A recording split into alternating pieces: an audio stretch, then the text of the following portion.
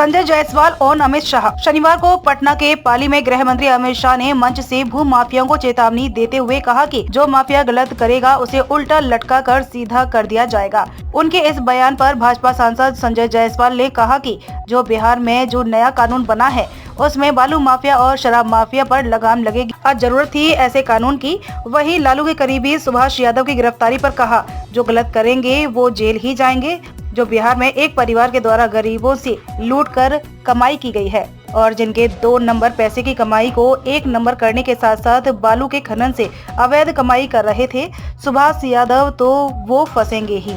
Seat sharing पर सांसद संजय जायसवाल ने कहा कि एनडीए में कोई विवाद नहीं है, 5 दल हैं, थोड़ा समय लगता है, सब जल्द हो जाएगा। चिराग पासवान की नाराजगी पर कहा, कोई नाराजगी नहीं है, एनडीए में सब ऑल इज वेल है। कांग्रेस नेता प्रतिमा दास के अखिलेश सिंह पर सवाल खड़े करने पर संजय जायसवाल ने कहा कि पूरे देश में कांग्रेस के यही हालत है, तमाम नेता छोड़कर जा रहे हैं। कांग्रेस इतिहास की बात करती है, खुद इतिहास बन जाएगी।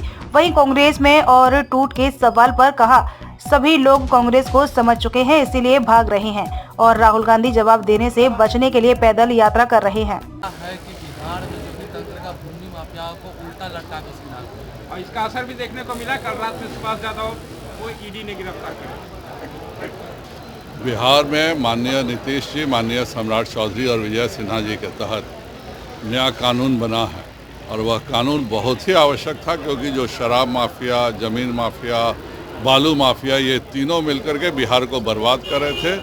और इस सरकार में इस कानून के तहत सभी अपराधियों को भी सजा होगी और माफियाओं पे निश्चित तौर पे नकेल कसा जाएगा। सुभाष यादव को देर रात गिरफ्तार किया।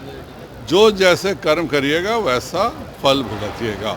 जिस तरह से गरीबों को लूट करके संपत्ति एक खास परिवार ने बनाया है और उस परिवार के संपत्ति के 2 नंबर संपत्ति को 1 नंबर करने का काम और उसके एवज में पूरे बिहार के बालू निकाल करके स्मगलिंग करके बेचने का काम सुभाष यादव जैसे लोग करते हैं, तो वो फंसेंगे ही। सीट शेयरिंग को लेकर क्या होगा? जिस तरीके से आप भी कल गए थे मुलाकात करने उपेंद्र कुशवाहा जी से, चिराग भी नाराज चल रहे हैं। कोई नाराज नहीं चल रहा। एक सीट शेयरिंग का एक बातचीत होती है और 28 जनवरी के बाद एक नई परिस्थितियों में बात हो रही है, पर हम सब एक हैं और एक अच्छे फैसले के साथ सभी घोषणा होगी। और कहा जा रहा है कि चिराग पासवान महागठबंधन की ओर जा सकते हैं।